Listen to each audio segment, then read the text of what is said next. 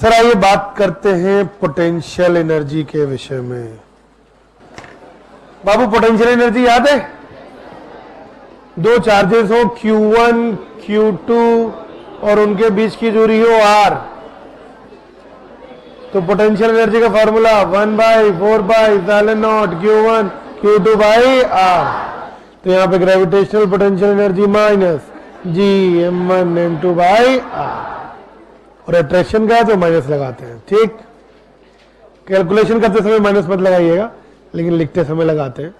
Calculation करते समय तो न्यूमेरिकल वैल्यू पे बात करेंगे सब। ठीक, ठीक है भैया। ठीक, तो ये पोटेंशियल का फॉर्मूला होता है। साहब थोड़ा सा ध्यान से समझिएगा यार, इसमें तो एक बॉडी m1 मास की है और एक बॉडी m2 मास की है। एक बॉडी m1 मास की है और एक बॉडी m2 मास की है।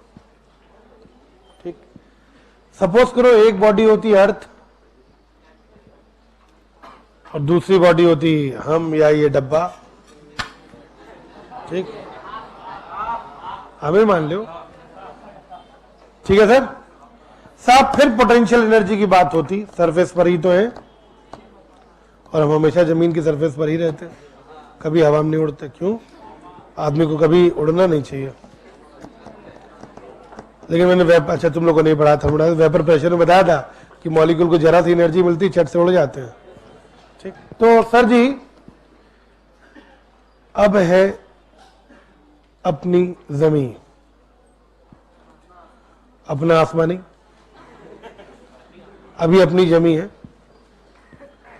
ठीक, बॉडी ये रखी है सरफेस पर, ये बात की बात है, बॉडी रखी है सरफेस पर। तो भैया दो बॉडीज हो गई, एक हो गई अर्थ और दूसरी हो गई ये दोनों के सेंटर के बीच की डिस्टेंस कितनी लोगे? आर ही ले लो यार। ठीक है, अब अर्थ की रेडियस के कंपैरिजन में तो यार बहुत ज्यादा तो नहीं होने वाला, आर ही है। एक बॉडी है अर्थ, दूसरी बॉडी है कोई एम मास की जो सरफेस पे रखी है, सेंटर से डिस्टेंस कितनी है? आर। ठीक है, ठीक है सर। तो इस सिचुएशन में, पहली सिचुएशन में क्या आप पोटेंशियल एनर्जी बता पाएंगे? G m m upon R। अरे दूरी कितनी है? आर ही तो है। तो जो इनिशियल पोटेंशियल एनर्जी होगी that is G m m upon R। ठीक बाबू, इस बॉडी को, जो बॉडी हम रखे थे, ये डिबिया है, इसको हम सरफेस से h हाइट ऊपर ले जाएं, सरफेस से h हाइट ऊपर ले जाएं। तो अब अगर h हाइट ऊपर ले गए तो ये अब दूरी कितनी हो जाएगी? सेकंड सिचुएशन में हमें लग रहा है ये r है और h है, तो हमें लग रहा है r प्लस h हो जाएगी। बोलो भाई, तो बताओ u फाइनल कितना हो जाएगा? हमें लग रहा है u फाइनल हो जाएगा G m m upon r plus h। बोलो भैया। ठीक, अगर हम तुमसे पूछें कि यही बॉडी को जो h हाइट हम ऊपर ले गए तो उसकी पोटेंशियल एनर्जी में चेंज कितना होगा, परिवर्तन कितना होगा? परिवर्तन होगा u final minus u initial. बोलो भैया, तो क्या हम चेंज निकाल सकते हैं? तो एक हेडिंग पड़ी है इसी दो डायग्राम के बाद, change in potential energy on raising the body up to the height h from the earth surface.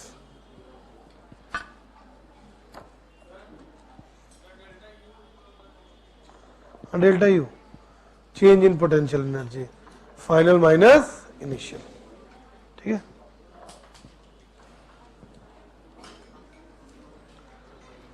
Solve करें सर। ये तो वहां पे लिखा ही हुआ है, मैं अब आगे सॉल्व कर दूं। ठीक है, पेज चेंज कर रहा हूं भाई। तो एक बॉडी को h हाइट तक ऊपर ले गए हैं, चेंज इन पोटेंशियल एनर्जी की बात करने जा रहे हैं, डेल्टा यू के बारे में बात करने जा रहे हैं। डेल्टा यू होगा U final minus U initial. With sign रख दो चाहे बिना साइन रख दो, फर्क नहीं पड़ता, लेकिन चूंकि साइन लिखे हैं तो साइन के साथ ही लिख देना। यू फाइनल कितना है, G M M upon R plus H है, माइनस यू इनिशियल कितना है, ये है। ये मुझे लग रहा है कि यार जी एम एम कॉमन ले ले, इधर बचेगा माइनस वन अपॉन, इधर प्लस वन बाई आर बचेगा ना। कह रहा हूं कोई फर्क नहीं पड़ता, माइनस साइन लो ना लो, लेकिन सॉल्व करने में ले लो। तो जी एम एम एलसीएम ले पाओगे, R plus H minus R इधर आएगा, उधर कितना आएगा, ये आएगा, ये कैंसिल होगा, तो delta U is equal to G M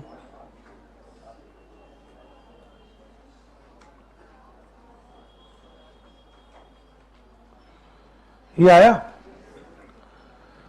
बोलो भैया, अब एक मिनट थोड़ी देर में छापना भाई। ए अर्थ पर ही तो है, जमी पर ही तो है, अपनी जमी अपना आसमां। तो अपनी जमी पर जो जी की वैल्यू होती है ये होती है, तो अगर आप कहिए तो जी एम की जगह मैं जी आर स्क्वायर लिख सकता हूं। बोलो भैया, तो अपनी जमी पर इस जी एम की जगह जी आर स्क्वायर लिख दूं, तो ये आ जाएगा G R square M into H upon R plus H. बोलो, एक आर से हमें लग रहा है ये आर कैंसिल होएगा, तो ये आएगा M G H into R upon, एक मिनट सर, एक मिनट मेरी बात पर बस ध्यान दे लेना। इस आर को मैं डिवीजन में नीचे ला रहा हूं, ला सकता हूं भाई, मैथ्स में मैंने सिखाया है M G H upon R plus H upon R, ये लिख सकता हूं।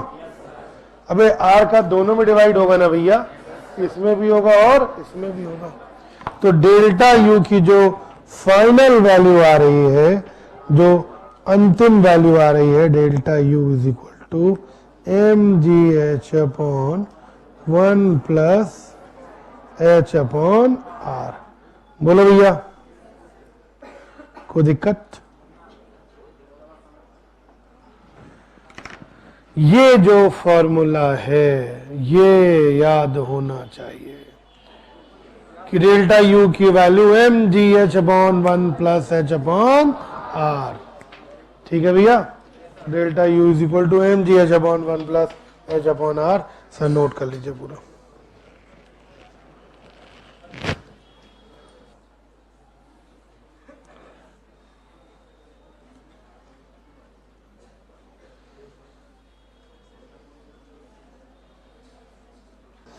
ये फॉर्मूला दिमाग में रखिएगा, स्टार बना दो इस पर सर, बहुत इंपॉर्टेंट फॉर्मूला है ये, स्टार भी बना लीजिएगा सर।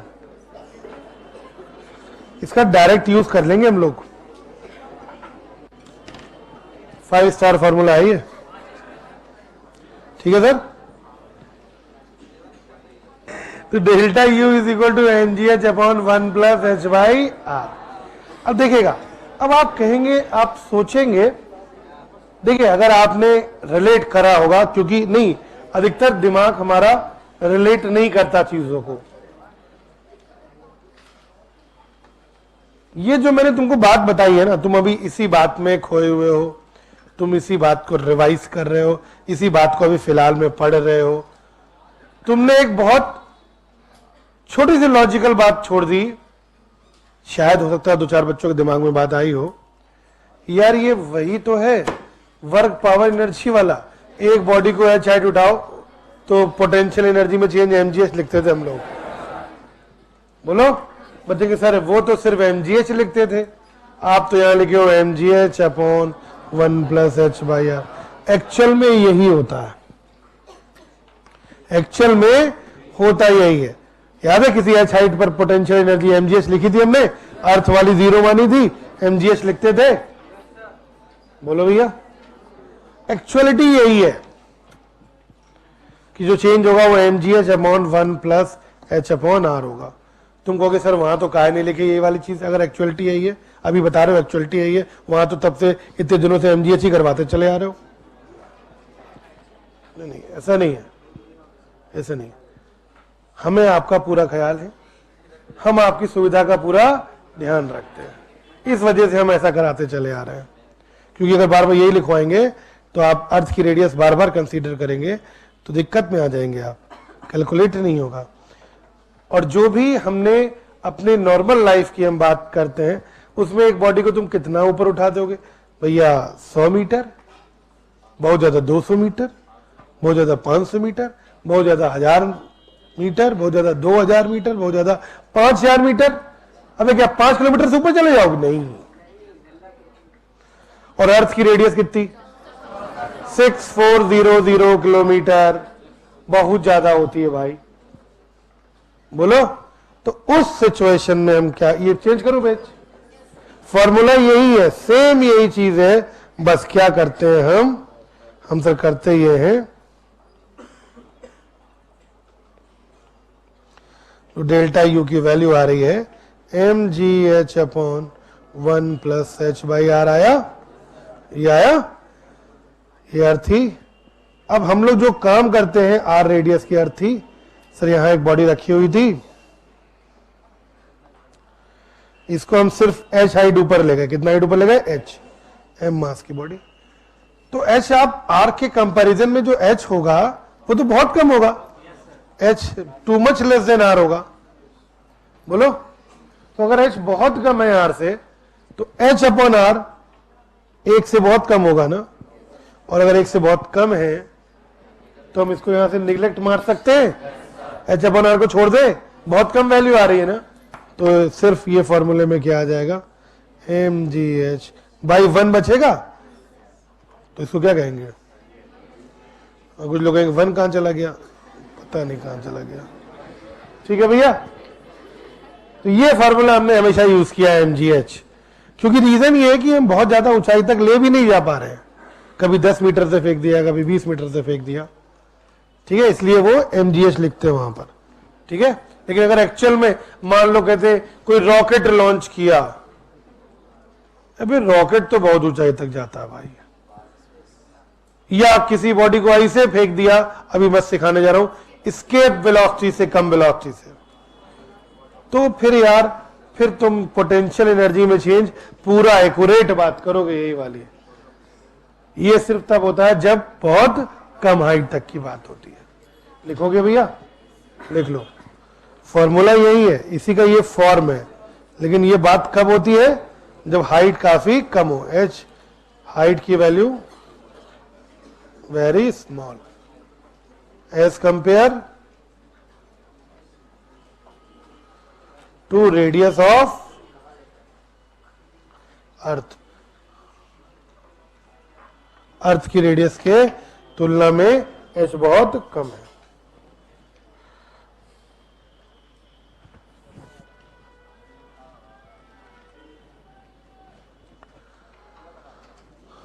बनाना चाहो बना लो, मर्जी हो तो, वैसे कोई जरूरत है नहीं, बना लो भाई। क्वेश्चन नंबर 14,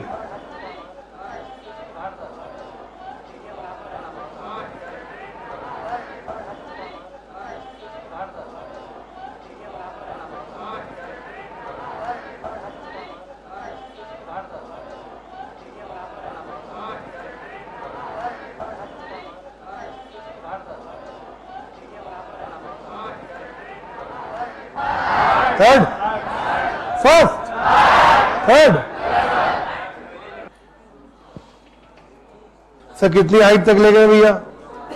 हाइट तक ले गए हैं, ये डायग्राम बना हुआ है साहब, h is equal to R तक ले गए ना, तो पोटेंशियल एनर्जी चेंज का फॉर्मूला लगा दे या h की जगह r रख दे भैया, तो बताओ डेल्टा यू कितना आएगा? mgh upon 1 plus r by R लिख दे भैया, मेरा कैंसिल होगा, ये 1 आएगा, तो दैट इज mgh अपॉन 1 + 1, तो कितना आ गया mgh/2। तो कौन सा आंसर होगा? और h बराबर r है तो आप इसको mgr भी लिख सकते हो। नहीं, कुछ बच्चों का mgh/2 आया होगा, उन्होंने सोचा को कौन आंसर मैच ही नहीं हुआ। नहीं भैया, h बराबर r भी दिया है क्वेश्चन में। ठीक है सर, ठीक है, तो आएगा mgr/2। ठीक सर जी,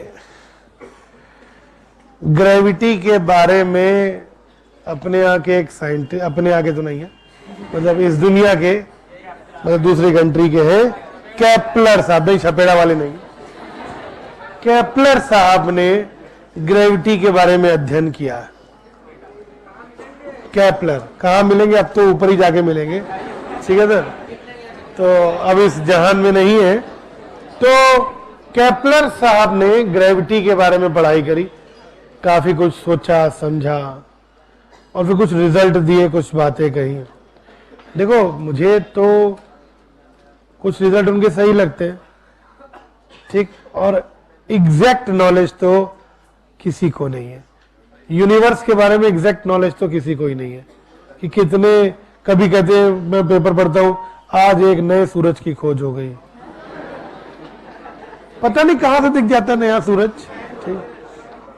ठीक है, तो मुझे लगता है ऐसा कोई किसी घर में हमारा सूर्य वाला बच्चा पता नाम लगते सूरज, लो हो गई खोज सूरज की। ठीक, तो ऐसा हो सकता है। यूनिवर्स बढ़ ही रहा है यार। देखिए, एक्चुअल में यूनिवर्स यार भगवान की बातें, अल्लाह की बातें, वो हमारे बस की नहीं है। हमारा दिमाग का लेवल यार, अपना दिमाग कुल मात्र 4 से 5% चलता है, उसी में मार उछला करते हैं हम लोग। बहुत सही है, बहुत बुद्धि लगा ली और फलाने कर लिया, ठिकाने कर लिया। ठीक, सच्चाई वाली बात यही है। तो सर जी, आइए आपसे बात करते हैं केपलर लॉ के बारे में। केपलर ने कहा कि जो प्लेनेट होते हैं, प्लेनेट पहले 9 थे, अब बढ़ गए हैं।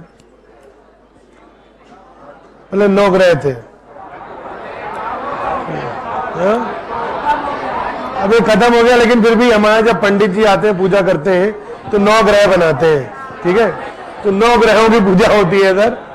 तो सर जी, तो प्लेनेट वो है, वो बॉडीज कहलाती हैं जो सन के चारों तरफ चक्कर लगाती है, जो सन के चारों तरफ चक्कर लगाती है, उनको हम कहते हैं प्लेनेट। एक्चुअल प्लेनेट डेफिनेशन होती है जो भी बॉडी, सन स्टार होता है। सन क्या है? स्टार। कई लोग के लिए नई जानकारी होगी कि सन स्टार है, ठीक है, एक तारा है। सन के चारों तरफ चक्कर लगाती है वो बॉडीज कहलाती है प्लेनेट, और जो प्लेनेट के चारों तरफ चक्कर लगाती है वो कहलाती है सैटेलाइट, उपग्रह। ठीक, तो केपलर साहब ने बताया इलिप्स। इलिप्स के बारे में मैंने तुमको थोड़ा सा बताया साहब। ये तो देखिए होता है सर्कल, देखिए सर्कल, ये सर्कल होता है। इलिप्स थोड़ा सा ऐसे होता है।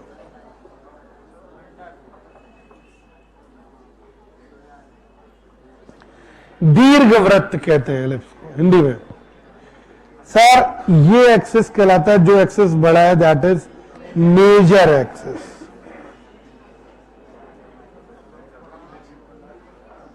बातें ना करो यार। And this one is minor axis, major axis and minor axis. ठीक साहब, जो इलिप्टिकल पाथ होता है, जैसे सर्किल का एक सेंटर होता है ना, इलिप्स के बच्चों 2 सेंटर होते हैं।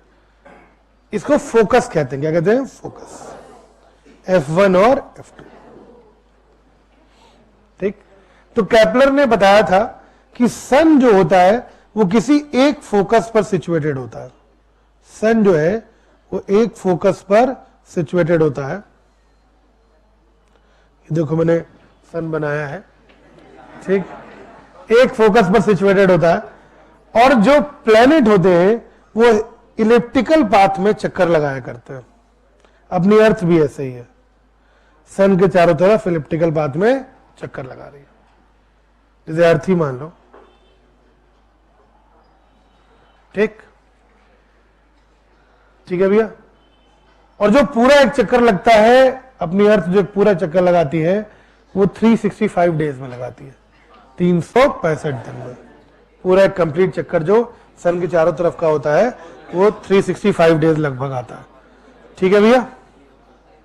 अर्थ अपने एक्सिस के अबाउट एक चक्कर, अर्थ जो है सन के अबाउट भी घूम रही है प्लस अपने एक्सिस के अबाउट भी घूमती है। अपने एक्सिस के अबाउट वो 24 घंटे में चक्कर लगाती है और सन के अबाउट एक साल में 365 दिन में, ठीक है भैया।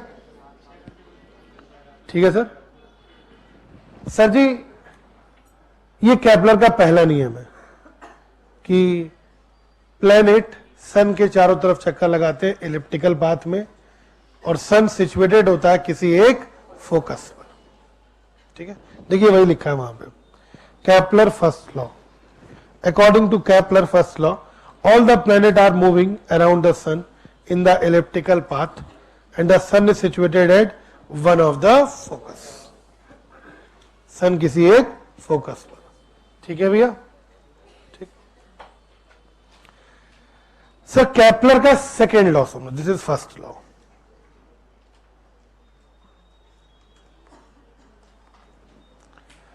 केपलर का सेकेंड लॉ सुनिएगा सर। सेकेंड लॉ, केपलर का दूसरा नियम क्या है? भैया केपलर ने कहा कि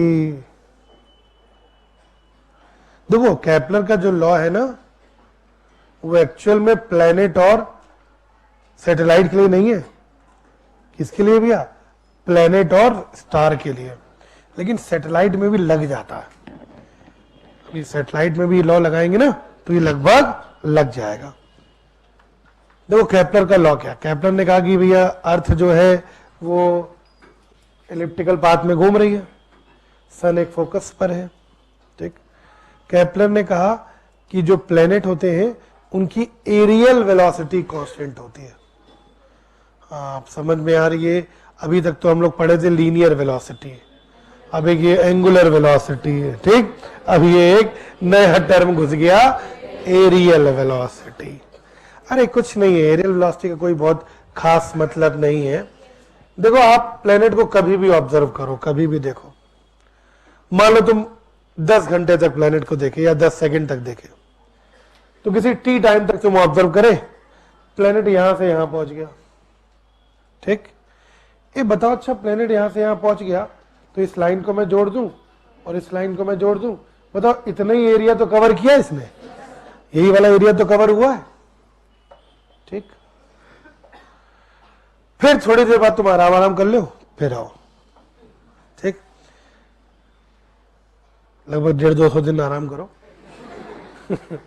फिर आओ सर, जब यहां पहुंच गया प्लेनेट, फिर तुम उतने ही टाइम के लिए ऑब्जर्व करो, टी टाइम के लिए, 10 घंटे या 10 मिनट जो भी चाहो, उतनी देर के लिए फिर से प्लेनेट को ऑब्जर्व करो। प्लेनेट यहां से यहां पहुंच गया तो कितना एरिया कवर होगा? ये वाला एरिया कवर होगा। तो केपलर ने कहा था कि किसी भी, कभी भी, कहीं पर भी एक सर्टेन टाइम इंटरवल के लिए, एक निश्चित टाइम इंटरवल के लिए तुम एरिया क्रॉस देखोगे कि कितना एरिया कवर हुआ है, वो सेम आता है। A1 is equal to A2 होगा, A1 is equal to A2 होगा। इसी को कहते हैं एरियल वेलोसिटी इज कांस्टेंट, मतलब जो एरिया कवर कर रहा है वो कांस्टेंट रहता है। आई बात समझ में? एरियल वेलोसिटी वाली बात समझ में आई कि जो एरिया कवर कर रहा है that remains constant based on conservation of angular momentum. कैसे निकाला जाता है भैया? Conservation of angular momentum concept use किया था केपलर ने, हम लोग को नहीं यूज करना, हम लोग को दिमाग में रखना है, ठीक है भैया, कि कैसे ये फाइंड होता है based on conservation of angular momentum. ये डायग्राम वहां बना है, एरियल वाला बना है, तो वहां लिख लो एरिया जो है किसी सर्टेन टाइम में, लिख लो एरियल वेलोसिटी कांस्टेंट लिखा है, वहां पे लिखो, इट मीन्स किसी सर्टेन टाइम में, इट मीन्स किसी सर्टेन टाइम में, यानी कि निश्चित टाइम में प्लेनेट जो एरिया ट्रेवल करता है, किसी सर्टेन टाइम में, किसी निश्चित टाइम में प्लेनेट जो एरिया ट्रेवल करता है, प्लेनेट जो एरिया ट्रेवल करता है वो कांस्टेंट होता है।